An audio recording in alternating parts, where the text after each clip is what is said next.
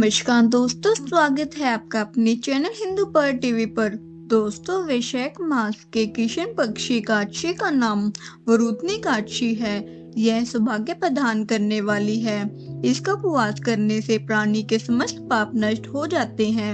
वरुथनी काक्षी के प्रभाव से ही राजा मांधाता को स्वर्ग की प्राप्ति हुई थी। वरुथनी काक्षी का व्रत कथा के बिना अधूरा माना जाता है। आइए जानते हैं वरुथनी काक्षी की कथा और व्रत की विधि के बारे में। वीडियो को शुरू करने से पहले वीडियो को लाइक करें और चैनल को सब्सक्राइब करें। वरुथनी काक्षी के व्रत कथा। धर्मराज युधिष्ठिर बोले, हे भगवान, मैं आपको नमस्कार करता हूँ। आपने चैत्र मास के शुक्ल पक्षी काक्षी अर्थात कामदा काक्षी के बारे में विस्तार पूर्वक बतलाया। अब आप कृपा करके वैशाख कृष्ण एकादशी का क्या नाम है तथा उसकी क्या विधि और महात्म्य क्या है। भगवान श्री कृष्ण जी ने कहा, हे राजेश्वर, वैशाख मास के कृष्ण पक्ष की एकादशी को वरुथनी एकादशी के नाम से भी जाना जाता है।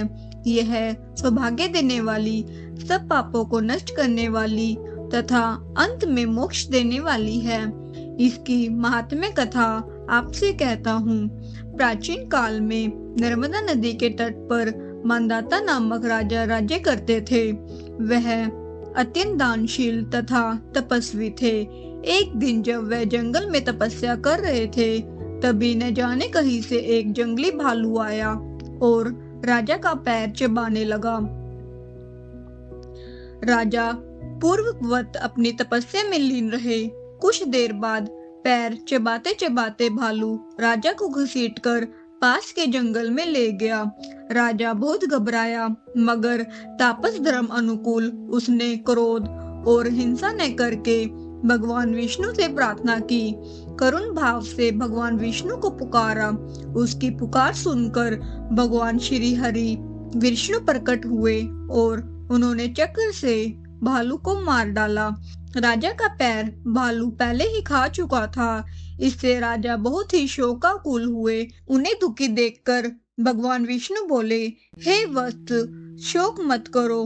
तुम मथुरा जाओ और मेरी वराह अवतार मूर्ति की पूजा करो।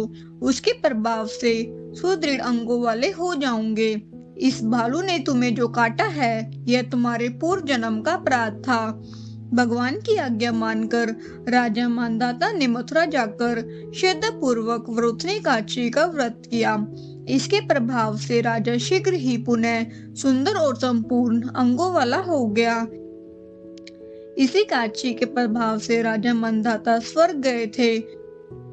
जो भी व्यक्ति भय से पीड़ित है, उसे वरुथनी एकादशी का व्रत रखकर भगवान विष्णु का स्मरण करना चाहिए।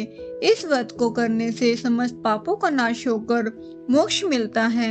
जय विष्णु भगवान की जय।